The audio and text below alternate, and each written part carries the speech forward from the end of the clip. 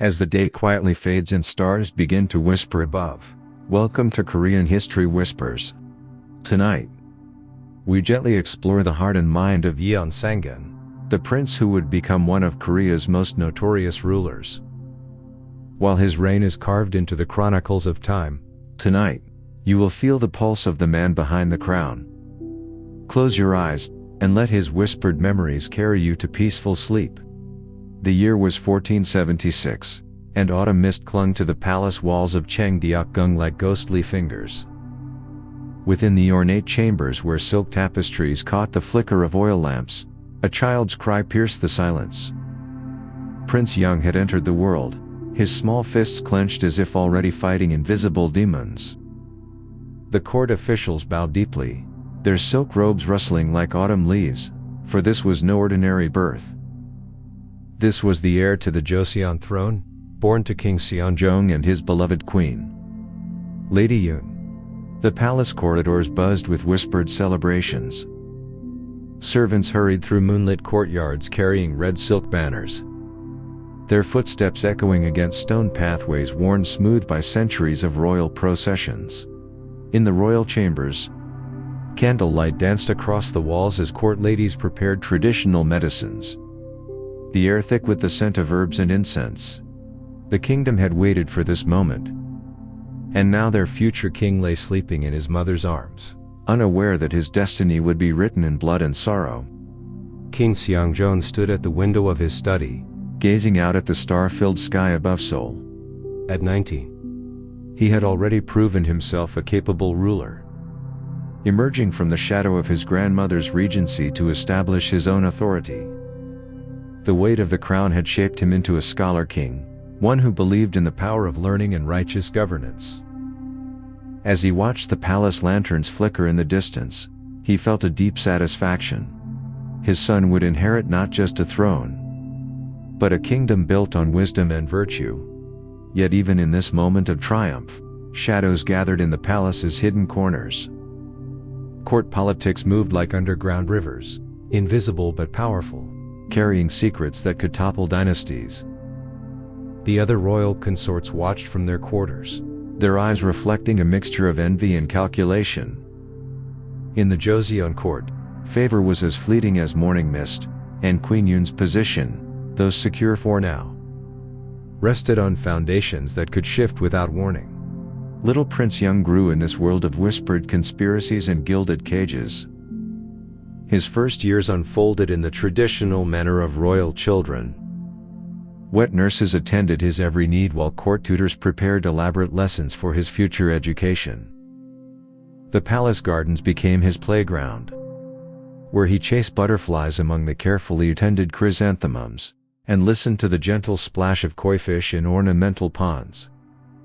His laughter echoed through the courtyards, a sound that brought smiles to the faces of even the most stoic palace guards.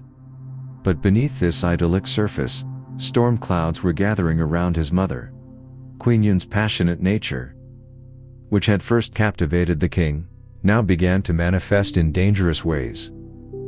The other consorts whispered that she practiced dark rituals, consulting shamans and hiding forbidden objects in her chambers. They spoke of her jealousy, of how she would pace her rooms at night like a caged tiger, plotting against those who had won the king's favor. The truth was both simpler and more tragic. Queen Yoon was drowning in the suffocating protocols of palace life, her spirit rebelling against the endless ceremonies and empty formalities. She had been raised in a noble household where emotions ran freely, but the royal court demanded perfect composure at all times. The pressure built within her like steam in a sealed pot, seeking any outlet for release. One fateful morning, as cherry blossoms painted the palace gardens in shades of pink and white, palace guards discovered hidden objects in the queen's chambers. Ancient books filled with shamanic curses, talismans designed to bring misfortune to rival consorts, and other implements of what the court termed dark sorcery. The discovery sent shockwaves through the palace hierarchy. For such practices were not merely forbidden, they were considered treasonous acts against the royal bloodline itself. King Seonjeong's reaction was swift and devastating. The scholar king who had shown such tenderness toward his wife, now became a figure of cold judgment. In the throne room, where morning light streamed through paper windows like golden blades, he pronounced his verdict. Queen Yun would be stripped of her title and banished to a separate palace, her disgrace echoing through every corridor where court ladies once whispered her praises. Young Prince Young, barely old enough to understand the concept of mothers and fathers, suddenly found his world turned upside down.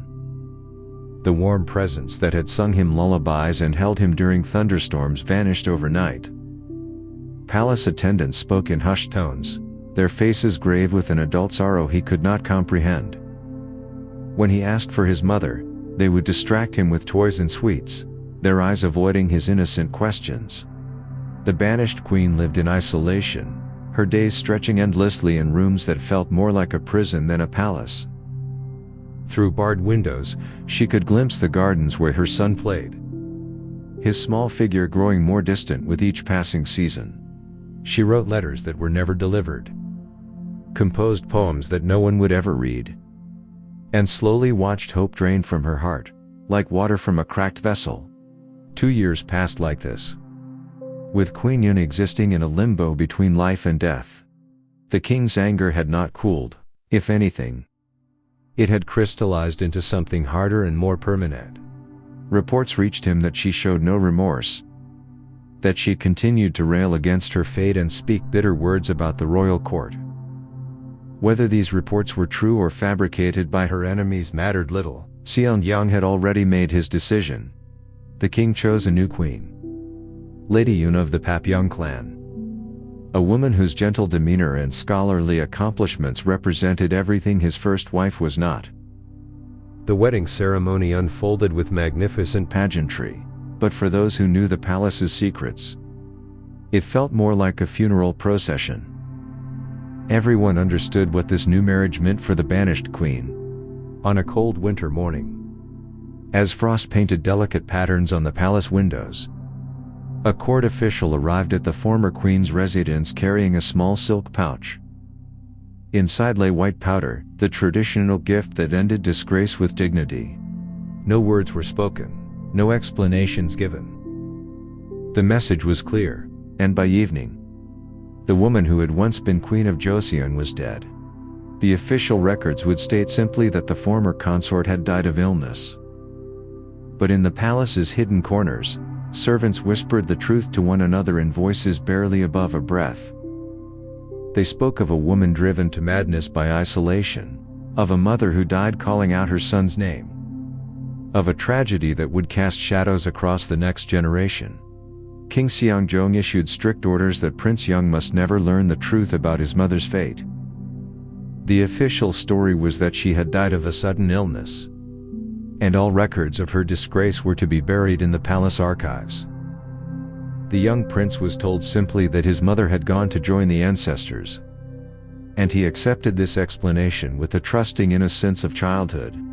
As Prince Young grew from a toddler into a young boy, he developed under the careful guidance of the kingdom's finest tutors.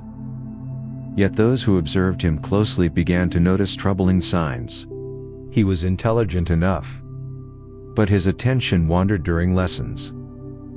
He showed little patience for the tedious memorization that formed the backbone of Confucian education. Most concerning of all, he displayed flashes of temper that seemed to come from nowhere. Moments when his small face would contort with rage that belonged on someone much older. His tutors tried different approaches, some gentle, others more stern. One particularly rigid instructor named Cho Jiseo took it upon himself to discipline the prince with an iron hand. Believing that royal blood was no excuse for academic laziness, the sessions in the study hall became battles of will, with the young prince glaring at his teacher with barely contained hostility while reciting classical texts through gritted teeth. These early conflicts planted seeds of resentment that would grow throughout Prince Young's youth. He began to associate learning with humiliation, wisdom with oppression, the very foundations of good governance, which his father held so dear, became sources of frustration and anger for the prince. In quiet moments, when he thought no one was watching. Court observers noticed him staring at portraits of his father with an expression that was difficult to read. The prince found solace in physical pursuits, archery, horseback riding, and hunting. In these activities, he could excel without the burden of memorizing ancient texts, or parsing the subtle meanings of classical poetry. His aim was true, his seat on horseback secure, and when he drew his bow, there was a focused intensity in his eyes that his tutors rarely saw during academic lessons, but even these moments of success were tainted by an underlying restlessness. Palace guards reported finding arrows embedded in trees throughout the royal gardens, including one incident where the prince had shot and killed a deer that had wandered onto the palace grounds. When questioned about it, the young prince had simply shrugged, saying the animal looked at him strangely. King Seongjong watched his son's development with growing concern. The boy showed none of the scholarly inclination that had defined the early years of the Joseon dynasty. Instead, he seemed drawn to physical displays of power, and showed an alarming lack of empathy for others. The king increased the number of moral instruction sessions, bringing in renowned Confucian scholars to guide his heir. But the prince received these lessons with obvious boredom and occasional flashes of contempt. The royal court began to whisper about the prince's character, though always in voices carefully modulated to avoid the king's hearing. Some attributed his troubling behavior to the absence of a mother's influence. Others suggested that the blood of his disgraced mother ran too strongly in his veins. A few dared to wonder whether the kingdom's future was truly safe in such hands. As Prince Young approached his 18th birthday, these concerns took on greater urgency. Soon he would be considered a man by court standards, ready to take on greater responsibilities in preparation for his eventual succession. The king arranged for him to observe court proceedings, to sit in on administrative meetings, and to begin learning the practical aspects of royal governance. But the prince showed little interest in these dry matters of statecraft. He would fidget during long council sessions, his eyes glazing over as ministers discussed tax collection and agricultural policies. When asked for his opinions, his responses were often superficial or, worse, revealed a troubling lack of concern for the common people's welfare. The transformation that would define his reign was already beginning, though few recognized it at the time. The cheerful child who had once chased butterflies in the palace gardens was hardening into something else, a young man who saw the world through the lens of personal desire, rather than royal duty.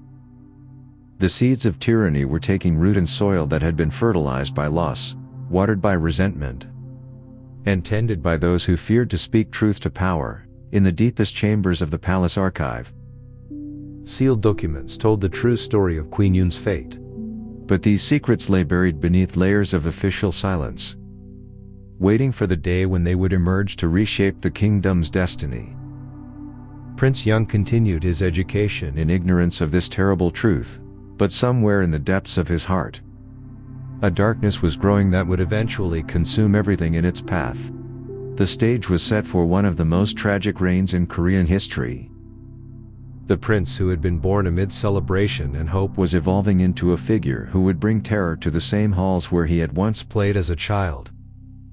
The whispers that had begun in palace corridors would soon become screams that echoed across the entire kingdom. Yet in these final months before his ascension to the throne, there were still moments when the old Prince Young appeared, brief flashes of the boy he might have been if circumstances had been different.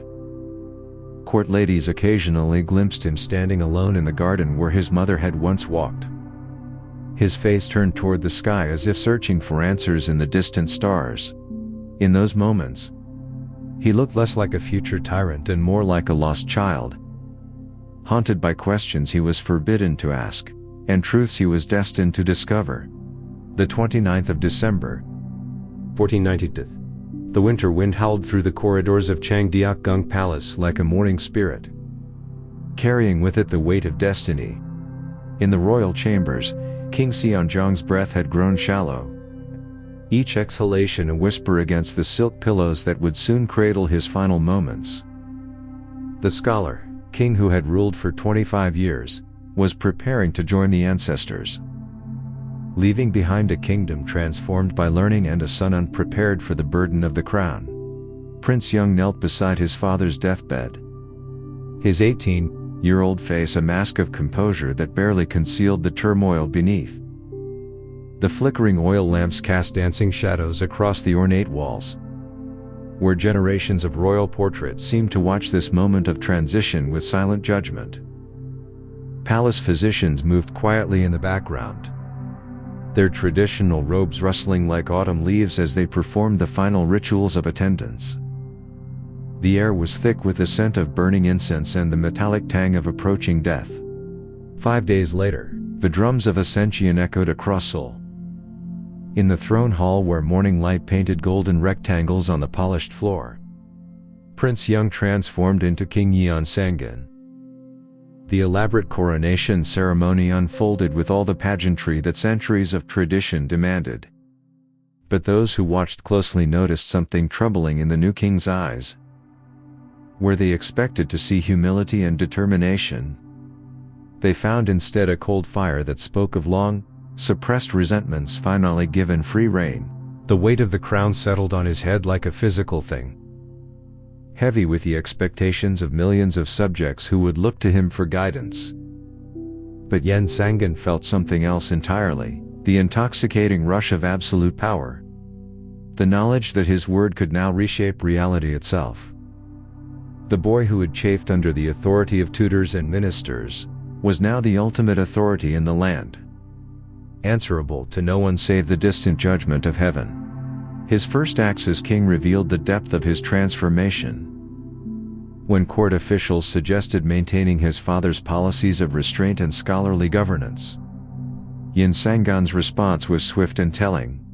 He ordered the immediate construction of elaborate hunting grounds. Despite the kingdom's treasury being strained by recent military expenditures, when reminded of the financial constraints, he simply dismissed the concerns with a wave of his hand, declaring that a king's pleasure was itself a matter of state importance. The Confucian scholars who had hoped to guide the young monarch found themselves facing a wall of royal indifference. Yeonsangun attended the traditional morning briefings with obvious boredom, his fingers drumming impatiently on the armrest of his throne, while ministers discussed agricultural reports and diplomatic correspondence. His questions, when they came at all, focused not on the welfare of his subjects, but on the expansion of royal prerogatives and the acquisition of new luxuries for the court. But it was in his treatment of the court officials who dared to criticize his behavior that Yeonsangun's true nature began to reveal itself. The tradition of royal remonstrance, where officials could speak truth to power without fear of retribution, had been a cornerstone of Joseon governance since the dynasty's founding. Yeonsangun, however, viewed these interventions not as loyal counsel, but as personal attacks on his dignity and authority. The first major confrontation came when the king decided to hold an elaborate Buddhist ceremony to honor his father's spirit. The court's Confucian scholars, led by the stern-faced officials of the Office of the Inspector General, argued that such rituals violated the dynasty's commitment to Confucian principles. They presented their case with respectful but firm language, citing classical texts and historical precedents to support their position. Yeonsangun's reaction was explosive. Rising from his throne with a fury that seemed to emanate from his very core, he denounced the officials as disloyal subjects who dared to interfere with a son's filial duty to his deceased father. His voice echoed through the throne hall as he ordered their immediate arrest and confinement in the state prison. The shock that rippled through the court was palpable. No Joseon king had ever responded to legitimate remonstrance with such harsh punishment. Yet this was only the beginning. As word of the official's imprisonment spread through the capital, other court members began to understand that the rules of engagement with their new monarch had fundamentally changed. The delicate balance between royal authority and ministerial council that had defined successful Joseon governance was crumbling before their eyes. Yeonsangun's appetite for luxury grew with each passing month. He commissioned the construction of new palace buildings despite the kingdom's financial constraints, ordering artisans to spare no expense in their decoration. Gold leaf-adorned walls where simple wood had sufficed for his predecessors, while precious stones were embedded in furnishings that previous kings had kept deliberately modest. The royal kitchens, once known for their adherence to Confucian principles of frugality, now prepared elaborate banquets that lasted from sunset to dawn. The king's fascination with hunting became an obsession that consumed both his time and the state's resources. He ordered the creation of vast hunting preserves around the capital, displacing farming villages and disrupting agricultural production that fed the common people. When local officials protested that these seizures would cause hardship for thousands of families, Yeonsangun dismissed their concerns with barely concealed contempt. The pleasure of the king, he declared, took precedence over the convenience of subjects. His hunting expeditions became legendary for their excess. Hundreds of courtiers would accompany the royal party, along with servants carrying elaborate pavilions and enough supplies for weeks in the wilderness. The processions that snaked through the Korean countryside resembled military campaigns more than recreational outings, with banners flying and drums beating, as if the king were marching to war, rather than pursuing deer and wild boar. But it was the human cost of these expeditions that truly revealed the darkness growing in Yeonsangun's heart. When a court official named Kwon Gyung, you suggested that the kingdom's resources might be better spent on flood relief for provinces devastated by recent natural disasters. The king's response was chilling. He accused the official of valuing the lives of common peasants over the dignity of the crown, ordering not just his dismissal but the confiscation of his family's property as well. The message was clear to anyone with eyes to see. Opposition to the king's will, no matter how respectfully presented or well intentioned, would be met with swift and devastating retribution. The culture of open discourse that had flourished under previous monarchs began to wither like flowers in winter frost. As 1498 dawned, the kingdom found itself facing a crisis that few dared to acknowledge openly. The young king who had ascended the throne with such promise was revealing himself to be something far different from what his subjects had hoped. His apparent disregard for the welfare of the common people, combined with his violent reactions to any form of criticism, suggested that darker times lay ahead. The court officials who had once spoken freely in council meetings now measured their words with careful precision, always alert for signs of royal displeasure that might bring personal destruction. The vibrant intellectual life that had characterized Seonjong's reign was slowly suffocating under the weight of fear and self-censorship. Yet among the scholars and officials who gathered in the capital's tea houses and private residences, whispered conversations began to touch on dangerous topics. Some dared to wonder whether the kingdom's future was safe in the hands of a monarch who seemed to view governance as an extension of personal pleasure rather than sacred duty. Others spoke even more quietly about the troubling similarities between Yeonsangun's behavior and that of legendary tyrants from Chinese history.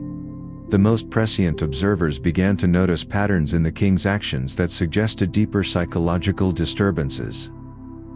His sudden rages seemed to emerge from nowhere, transforming him in moments from apparent calm to explosive fury. His treatment of palace servants became increasingly capricious, with rewards and punishments distributed seemingly at random. Most troubling of all, he began to show signs of paranoia.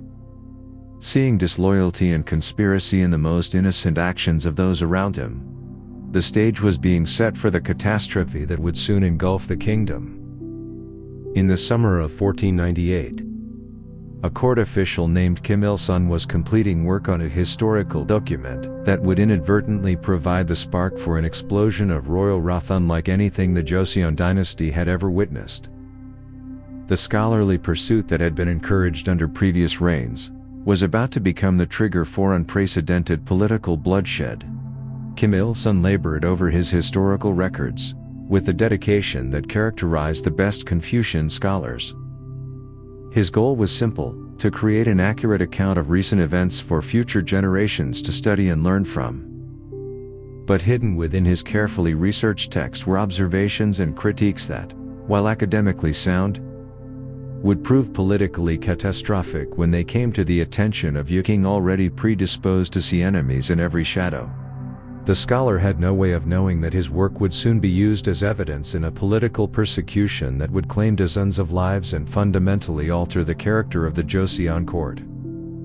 He wrote with the confidence of someone who believed that truth and scholarship were protected virtues in his society, not understanding that under Yeonsangun's rule, even the most scholarly pursuits could become grounds for execution. As summer gave way to autumn, the political atmosphere in Seoul grew increasingly tense. Court officials went about their duties with the heightened awareness of people walking through a field of hidden traps, never knowing which door action might trigger an explosion of royal displeasure. The laughter that had once echoed through palace corridors became increasingly rare, replaced by the hushed tones of people afraid to speak too loudly lest they attract unwanted attention. The transformation of the kingdom was proceeding with frightening speed. The scholarly culture that had been the pride of Seonjong's reign was giving way to something darker and more primitive, a court culture based on fear, favoritism, and the absolute supremacy of royal whim over established law and custom.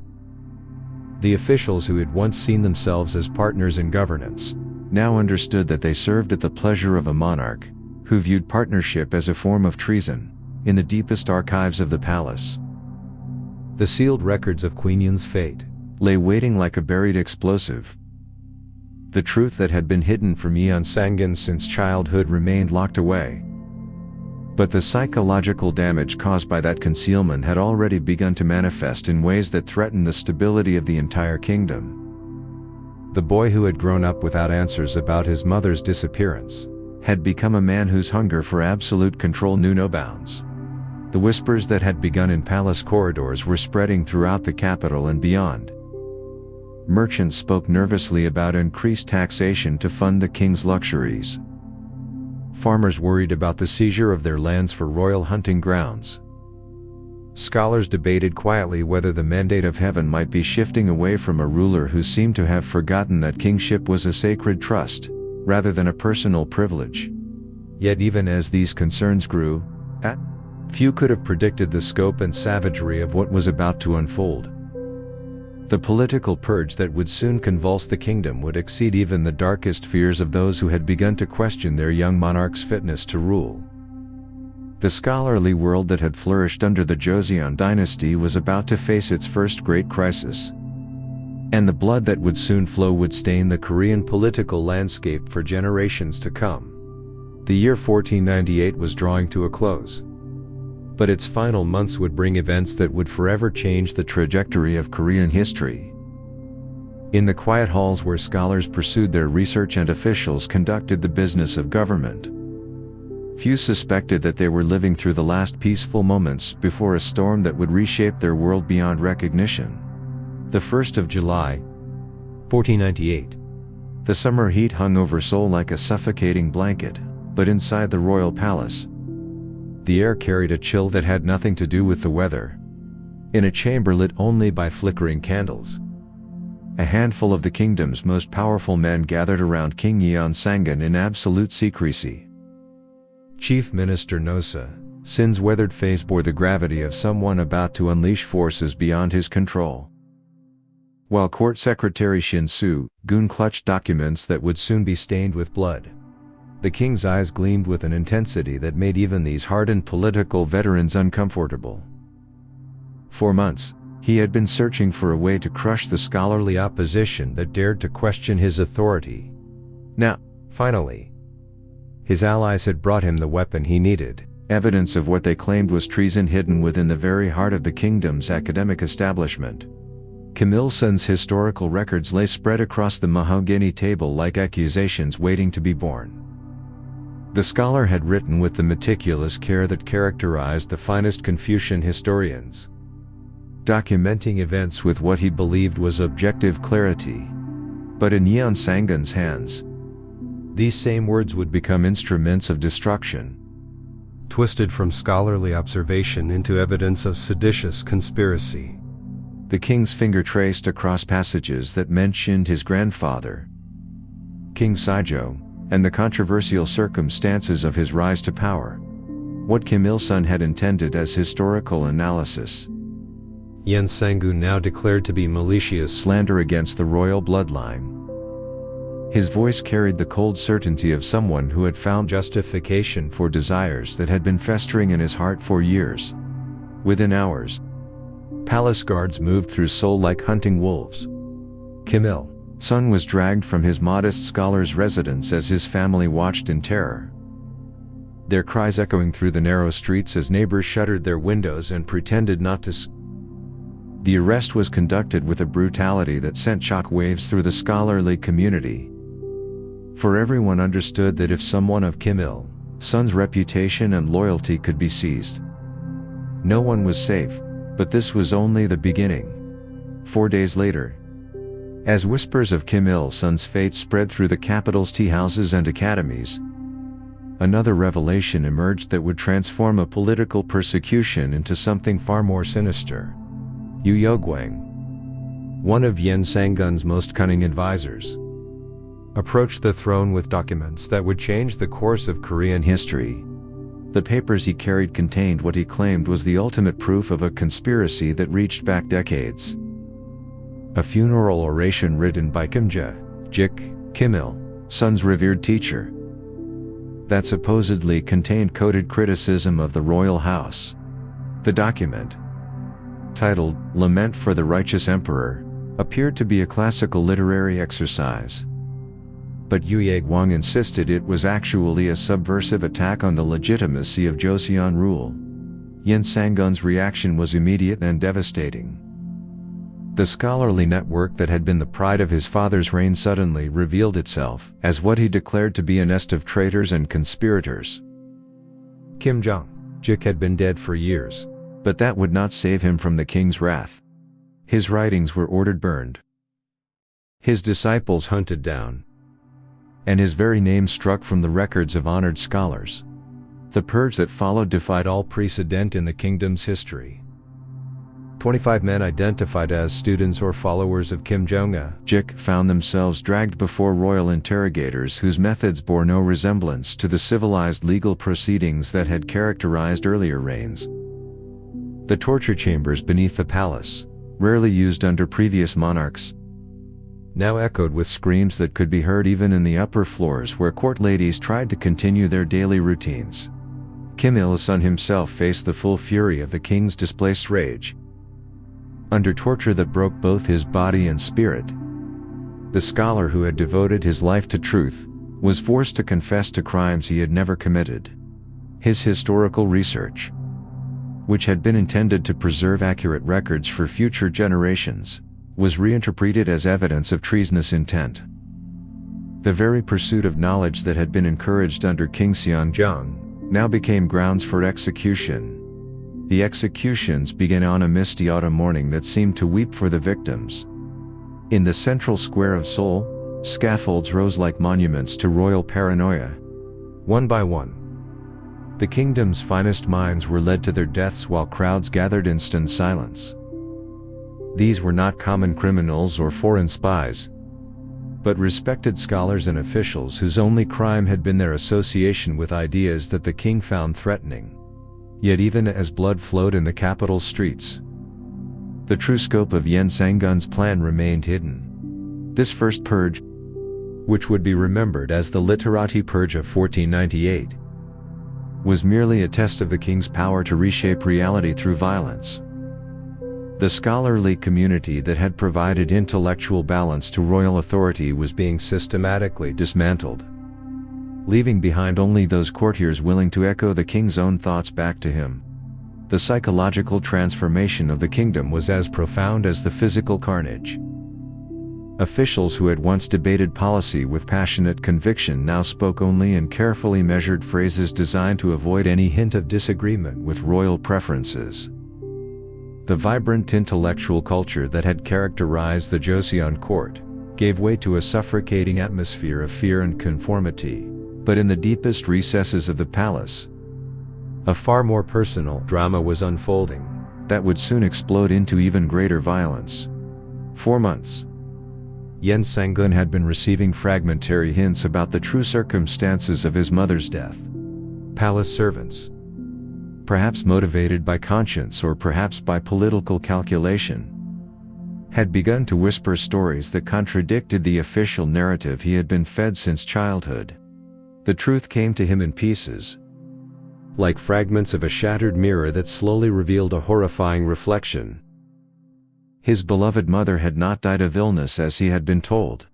She had been stripped of her title, banished in disgrace, and finally forced to take poison by the very father he had been taught to revere. The woman whose lullabies he dimly remembered had died calling out his name, alone and abandoned in a cold palace room while he played innocently in gardens just beyond her reach. The revelation hit him with the force of a physical blow. Everything he had believed about his family, his heritage, and his own identity crumbled in an instant. The father he had struggled to honor despite their differences was revealed as his mother's murderer. The court officials who had surrounded him with respectful attention were the same men who had participated in or permitted her destruction. The rage that consumed him transcended anything he had felt before.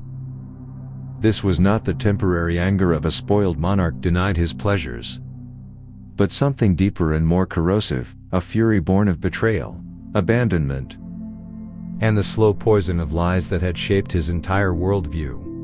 Every official who had smiled at him while knowing the truth, every courtier who had bowed respectfully while concealing their complicity, became a target for vengeance that would know no bounds. The second purge began with a systematic investigation into everyone who had been present at court during his mother's disgrace and execution. Yeonsangun's agents combed through records with the thoroughness of archaeologists, identifying not just the primary actors in the drama, but anyone who might have had knowledge of events or influence over their outcome. No distinction was made between active participants and passive observers. In the king's mind, silence in the face of injustice was itself a form of collaboration. Lee Si-joyendubi, the official who had carried the poison to Queen Yeon, became the first target of this new wave of persecution. Dragged from his retirement to face the wrath of the son whose mother he had helped destroy, the elderly man found himself confronting a fury that seemed to emanate from hell itself. Yeonsangun's interrogation of him was conducted perfidious, with a savagery that left even hardened palace guards shaken by what they witnessed. But Lee Si-joyendubi was merely the beginning. Hongui-del, whose granddaughter the king had once desired as a concubine, found himself accused of disrespecting royal authority when illness prevented the girl's presentation at court. The charge was transparently false, but in the atmosphere of paranoia that now gripped the palace, truth had become irrelevant. What mattered was the king's need to strike out at anyone who reminded him of his own powerlessness during his mother's ordeal. The purge expanded like ripples from a stone thrown into still water. Officials who had served faithfully for decades found themselves arrested on charges that ranged from the absurd to the terrifying. Some were accused of showing insufficient grief at Queen Yoon's death, others of displaying excessive satisfaction. A few were charged with the impossible crime of having treasonous thoughts. As if the king now claimed the ability to read minds and judge intentions. The torture chambers that had briefly quieted after the first purge now resumed their grisly work with renewed intensity. The screams that echoed through the palace walls carried not just physical agony but the deeper anguish of men who could not understand how their world had transformed so completely. These were officials who had dedicated their lives to serving the crown, only to find themselves destroyed by that same crown in its moment of greatest madness. Choi Ji-seo, the stern tutor who had tried to instill discipline in the young prince, met his end with a dignity that stood in stark contrast to the chaos surrounding his execution. As he faced the instruments of torture, he reportedly declared that he regretted only that his teaching had failed to prevent the tragedy now unfolding. His death marked the end of any prudence that the purge was motivated by legitimate concerns about state security. This was purely personal vengeance enacted on a national scale. The kingdom that had once prided itself on the sophistication of its governance was rapidly descending into a nightmare of arbitrary violence and judicial murder. The legal system that had been carefully constructed over generations of Joseon rule crumbled under the weight of royal paranoia. Confessions extracted under torture became the primary form of evidence, while traditional protections for the accused were swept away by royal decree.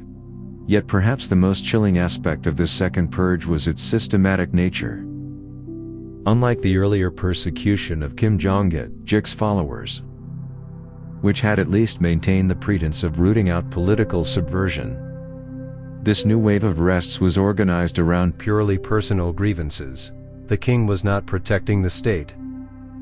He was using the state's power to settle scores that existed only in his own tortured mind. The number of victims grew with each passing week. Court records suggest that more than 200 officials, scholars, and their family members fell victim to what became known as the Purge of 1504. Entire families were destroyed, their properties confiscated, their names erased from official records. The palace that had once hummed with scholarly debate and administrative efficiency became a place where survival depended on invisibility and silence. The transformation of Yeonsangun himself during this period was as dramatic as the carnage he orchestrated. Courtiers who had known him since childhood reported that he seemed to age years in a matter of months, his face taking on the haggard appearance of someone consumed by inner demons. His sleep was reportedly troubled by nightmares in which his mother appeared to him, sometimes weeping, sometimes accusing, always reminding him of the injustices that had shaped his life. The kingdom's neighbors began to take notice of the chaos unfolding in Seoul. Chinese diplomats reported strange stories to their superiors, speaking of a young king who seemed to have lost all connection to the Confucian principles that had traditionally guided Korean governance. Japanese traders whispered of political instability that might create opportunities for exploitation or intervention within Korea itself. The impact of the purges extended far beyond the immediate victims. The scholarly academies that had flourished under previous reigns found themselves emptied of students and teachers who feared that any pursuit of knowledge might be misconstrued as seditious activity. The civil service examinations that had been the pathway to government careers were suspended indefinitely, leaving an entire generation of young scholars without hope of advancement. The economic consequences were equally severe.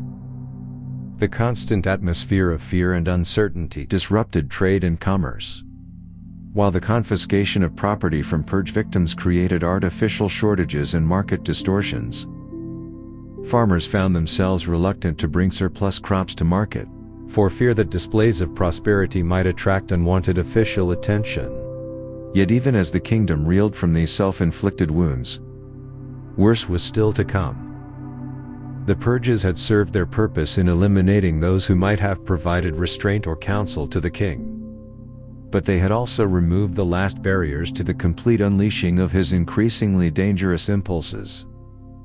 With no one left who dared to speak truth to power, Yeonsangun was free to pursue the darkest desires that had been growing in his heart since the revelation of his mother's fate.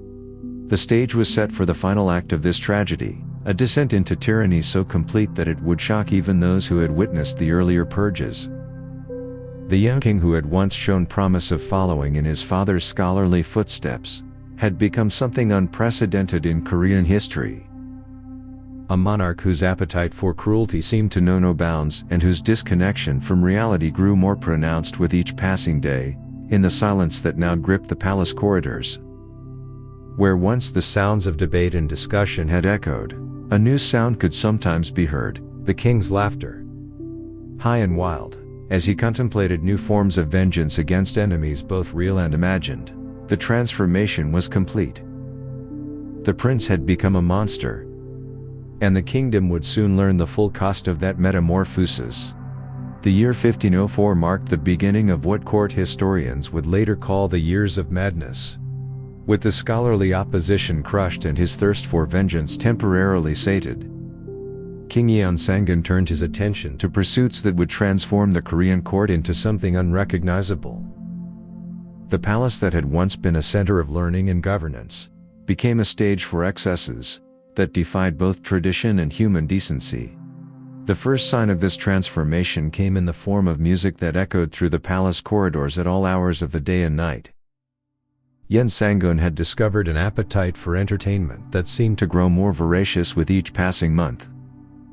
Traditional court ceremonies, with their emphasis on solemnity and Confucian propriety, were abandoned in favor of elaborate spectacles that blurred the line between royal dignity and vulgar display.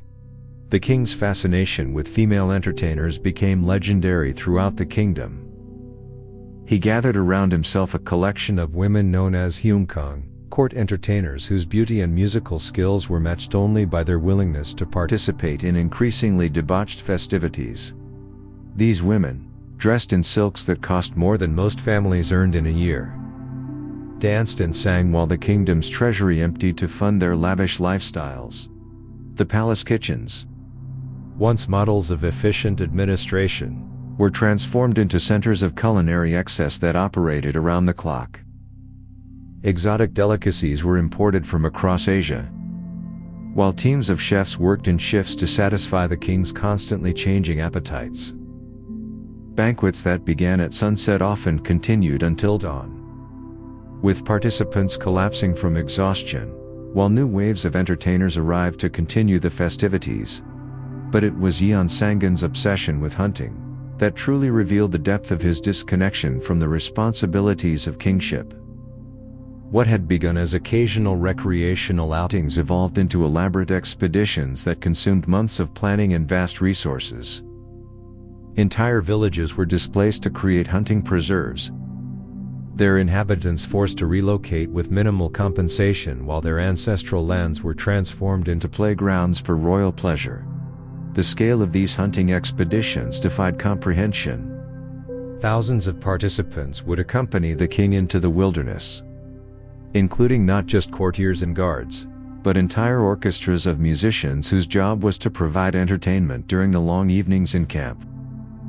Portable pavilions rivaling small palaces in their luxury were constructed and transported by teams of servants, while supply trains stretching 4 miles carried everything from vintage wines to exotic spices. The human cost of these expeditions extended far beyond the displaced farmers. Local officials were required to provide lodging, food, and entertainment for the royal entourage, often bankrupting their regions in the process. When complaints arose about the financial burden, Yeonsangun's response was swift and brutal. The complainers found themselves facing charges of disloyalty that could result in exile or death. Perhaps most troubling of all was the king's apparent indifference to the suffering of his subjects. Korea in the early 1500s faced a series of natural disasters that devastated agricultural production and left millions struggling to survive. Floods destroyed crops across vast stretches of farmland, while droughts in other regions left reservoirs empty and livestock dying. Traditional Confucian kingship demanded that rulers respond to such crises with humility and decisive action. But Yeonsangun seemed genuinely puzzled by suggestions that his personal pleasures should be curtailed to fund disaster relief. When court officials gathered the courage to present reports about famine conditions in the provinces, the king's response revealed the complete erosion of his connection to the traditional duties of monarchy. He would listen with obvious boredom before dismissing the concerns as exaggerated complaints from subjects who failed to appreciate the divine nature of royal authority. The suggestion that he might reduce his own expenses to help the suffering was met with reactions ranging from incredulous laughter to explosive rage. The transformation of the palace itself reflected this broader decay of governmental function. Rooms that had once housed libraries and administrative offices were converted into venues for entertainment and debauchery. The throne room, where previous kings had conducted the serious business of governance, became a setting for theatrical performances that often continued 4 days without interruption. Court ladies who had once served in positions of honor and responsibility found themselves reduced to participants in increasingly bizarre spectacles designed to amuse the king and his inner circle. Those who resisted or showed reluctance faced immediate dismissal and potential persecution, while those who embraced their new roles were rewarded with luxury that came at the cost of their dignity and self-respect. The economic impact of Yeonsangun's excesses rippled throughout the kingdom like shock waves from an earthquake. The royal treasury, which had been carefully maintained under previous reigns, was rapidly depleted by the constant demands for funding new entertainments and expeditions. When traditional sources of revenue proved insufficient, the king authorized new taxes that fell most heavily on those least able to bear them. Merchants found themselves subject to arbitrary levies designed to fund particular royal whims, while farmers already struggling with natural disasters faced additional burdens that pushed many beyond the breaking point. The careful balance between royal prerogative and popular welfare that had characterized successful Joseon governance was completely abandoned in favor of a system that treated the entire kingdom as a source of funding for one man's personal gratification. Yet perhaps the most disturbing aspect of this period was not the king's excess but his tests too. Court observers reported that Yeonsangun's moods could shift without warning from jovial celebration to explosive rage, often triggered by perceived slights that existed only in his own imagination. A courtier who laughed too loudly during a performance might find himself accused of mocking royal dignity, while another who remained too quiet could be charged with showing insufficient appreciation for the king's generosity. The palace staff learned to navigate these dangerous waters with the skill of sailors in a storm, always alert for signs that the king's mood was shifting toward violence. Servants would communicate through subtle gestures and coded phrases, warning each other when it might be wise to avoid the royal presence entirely. The spontaneous joy and intellectual curiosity that had characterized court life under previous monarchs gave way to a suffocating atmosphere of fear and calculation. The king's treatment of women became a source of particular scandal, even in an era when royal concubinage was accepted practice. Yeonsangun's appetite seemed to know no bounds, and his methods of acquiring new partners grew increasingly coercive. Court officials found themselves pressured to provide female relatives for the king's entertainment, while women from prominent families were summoned to the palace on pretexts that fooled no one. The most notorious of these incidents involved the granddaughter of Hongui Shatdal, the same official who had earlier fallen victim to the political purges. When the young woman's family attempted to delay her presentation at court by claiming illness, Yeonsangun's rage was so intense that it led to a new round of persecutions. The message was clear: resistance to the king's desires, no matter how understandable the motives, would be met with destruction. The international implications of Korea's internal chaos were not lost on the kingdom's neighbors. Chinese officials reported to their emperor about the disturbing reports emerging from Seoul, while Japanese merchants spoke of opportunities that might arise if Korean governance continued to deteriorate.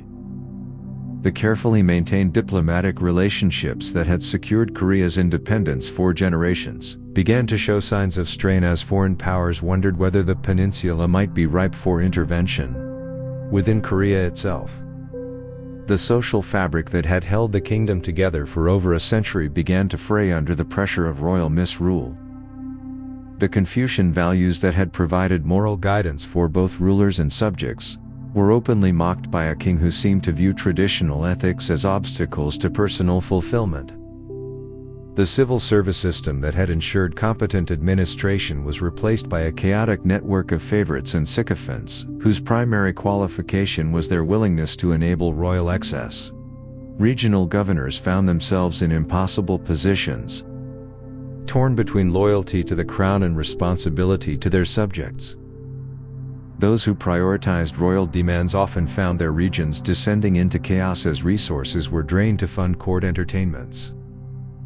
Those who attempted to protect their people faced the constant threat of recall and punishment for disloyalty to the throne. The military, traditionally a source of stability and strength for the kingdom, began to show signs of demoralization as resources were diverted from defense to entertainment.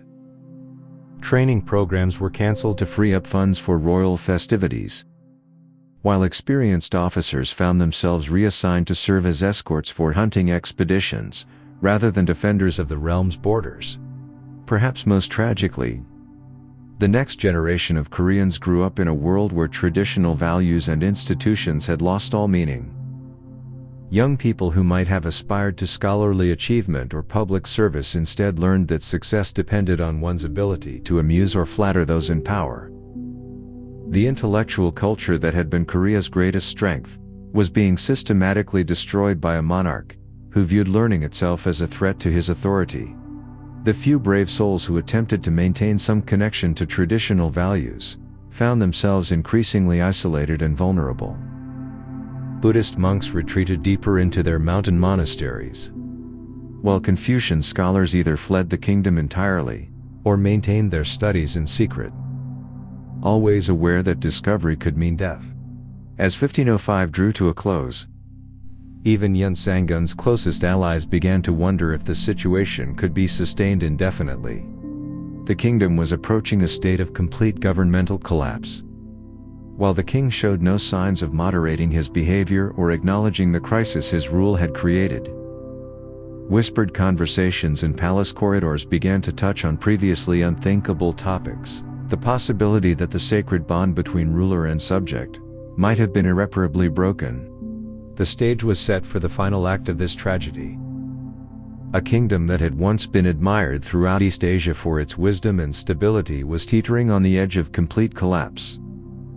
Held together only by the rapidly fraying threads of habit and fear, the explosion that would finally bring an end to this nightmare was building pressure like steam in a sealed vessel, needing only the right spark to trigger a transformation that would reshape Korean history forever. In the deepest hours of the night, when even the most dedicated entertainers had collapsed from exhaustion, and the palace finally fell silent, servants sometimes reported hearing a sound that chilled them to the bone, the king's solitary laughter echoing through empty corridors.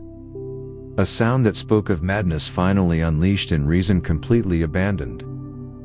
The boy who had once shown such promise had become a monster beyond redemption, and the reckoning that awaited him would be as complete as the destruction he had visited upon his kingdom. The 1st of September, 1506.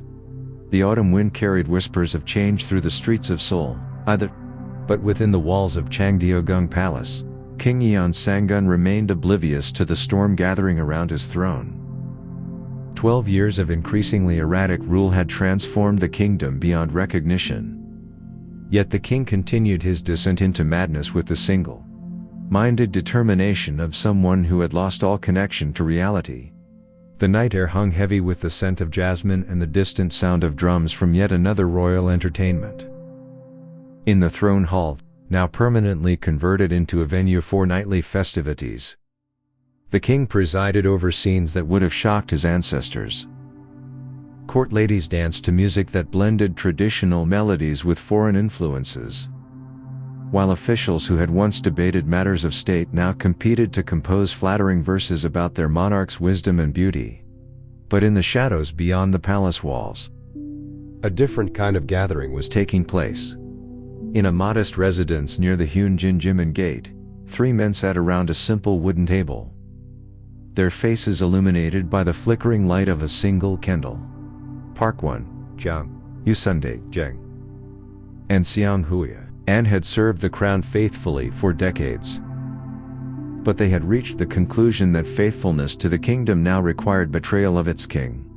The conversation that unfolded in that dim room would reshape Korean history.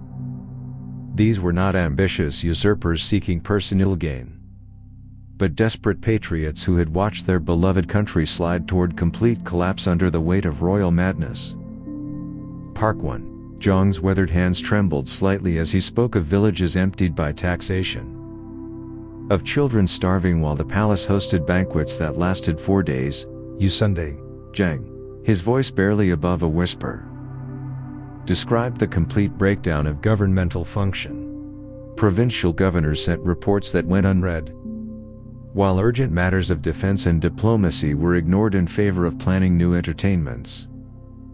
The kingdom that had once been admired throughout East Asia for its efficient administration had become a cautionary tale of what happened when power fell into the hands of those unfit to wield it.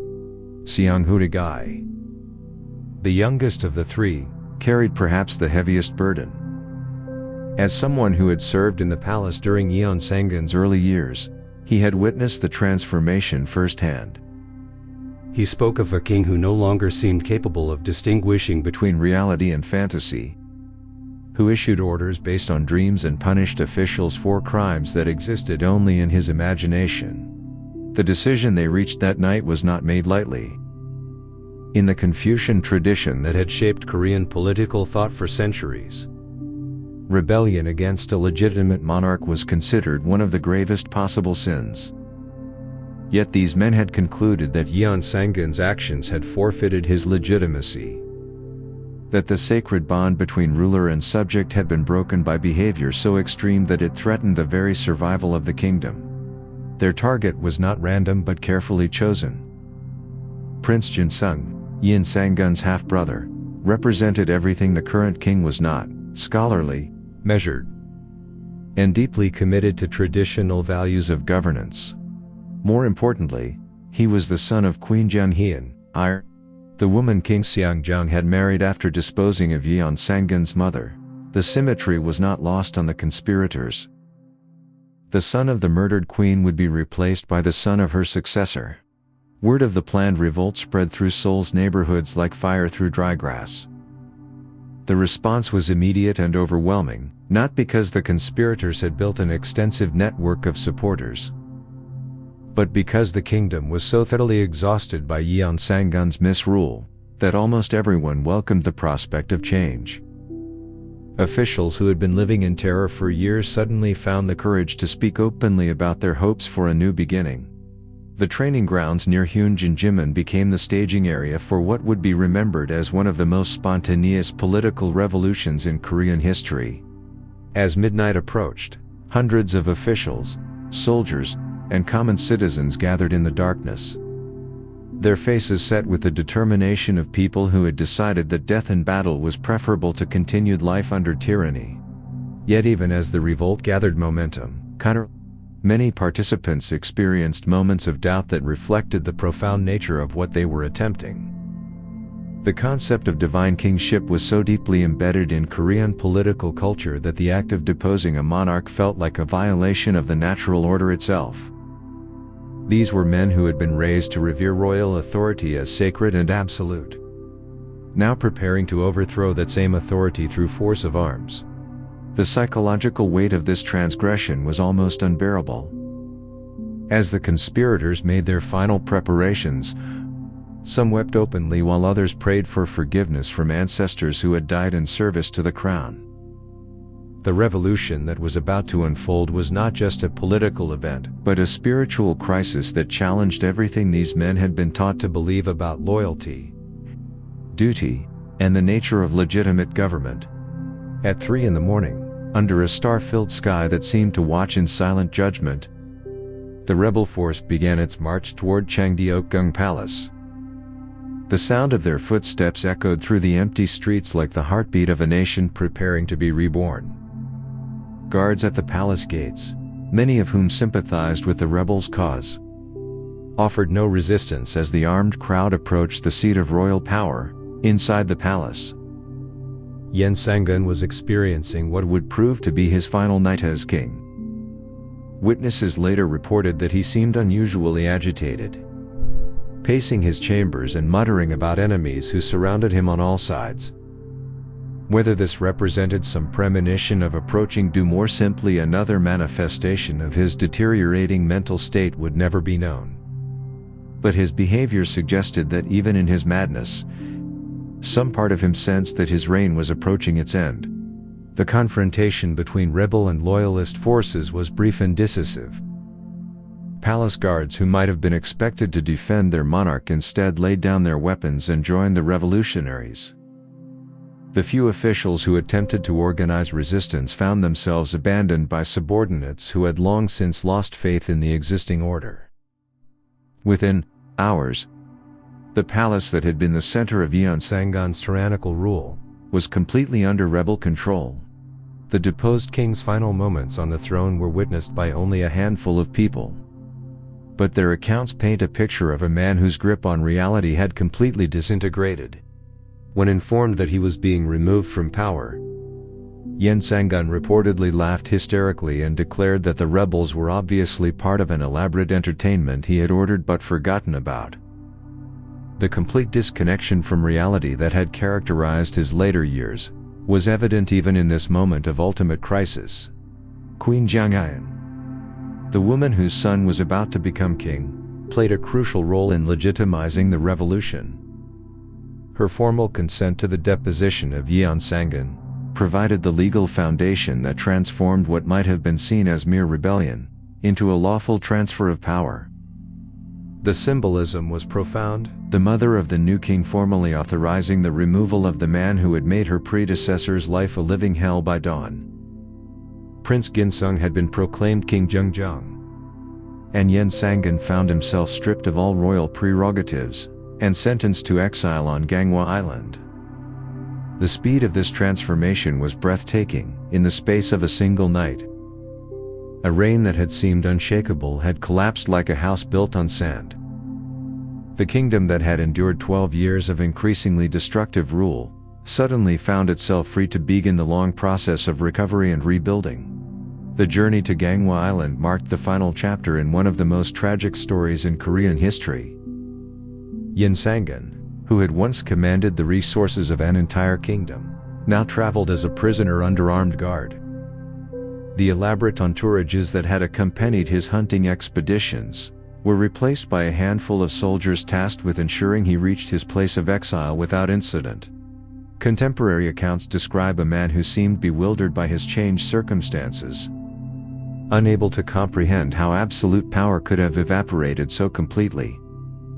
He continued to issue orders to his guards as if they were still his subjects, apparently unable to understand that his authority had been permanently revoked. The psychological defenses that had allowed him to maintain his grandiose self-image were proving remarkably resistant to the harsh realities of his new situation, Gangwon Island. Where Yeonsangun would spend his final days was a place of haunting beauty that seemed to mock the ugliness of recent events. The former king was housed in modest quarters that, while comfortable enough for a political prisoner, represented a shocking contrast to the luxury he had enjoyed in Seoul.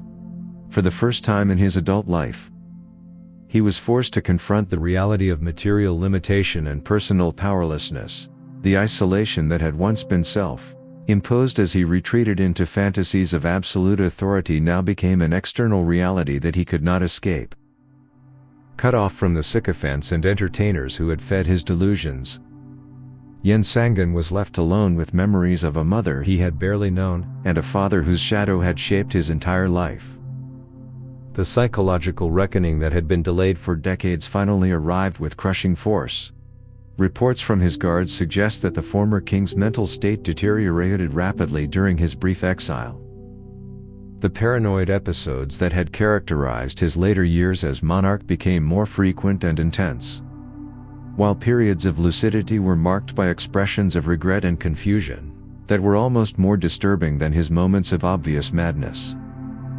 He spoke frequently of his mother, sometimes as if she were still alive and waiting for him to return home. 2 months after his arrival on Gangwon Island, Yeonsangun's tortured existence came to an end. The official cause of death was listed as illness, but many suspected that the psychological trauma of his fall from power had been more lethal than any physical ailment. The man who had once held the power of life and death over millions died as a forgotten exile, mourned by none and remembered only as a cautionary tale about the dangers of unchecked authority. The kingdom's reaction to news of his death revealed the depth of the trauma his reign had inflicted on the Korean people.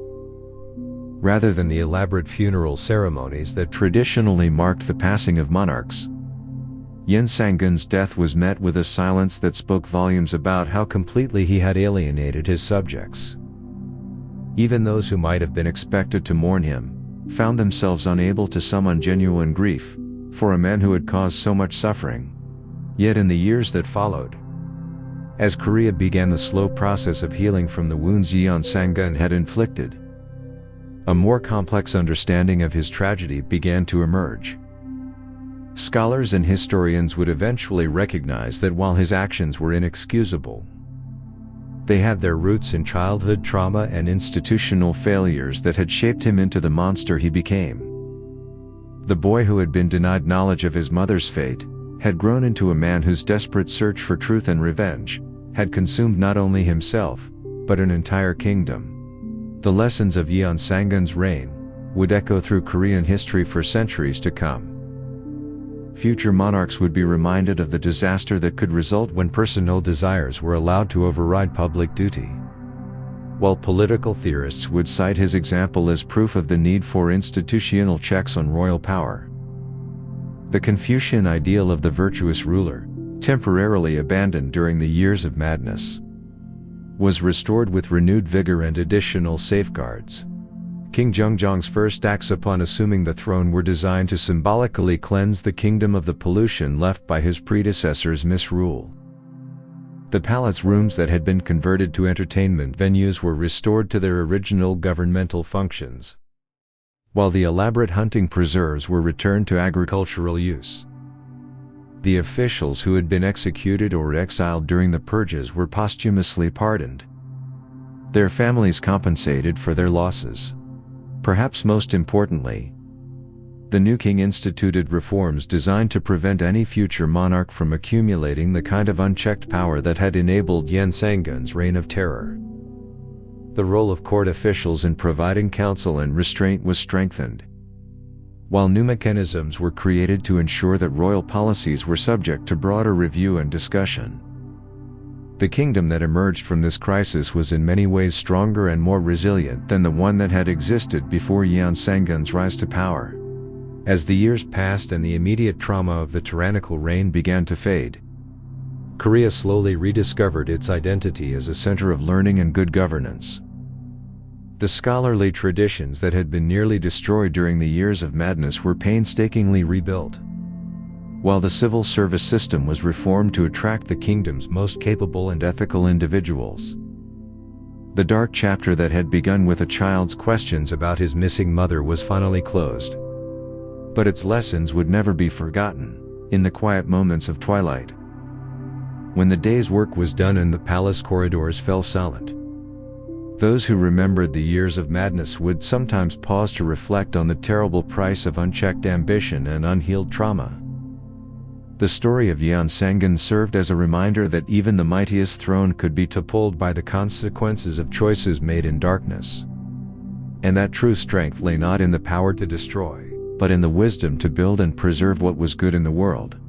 Close your eyes, and let these whispered memories carry you to peaceful sleep, knowing that even in history's darkest chapters, the human spirit's capacity for renewal and redemption shines like a beacon of hope across the centuries.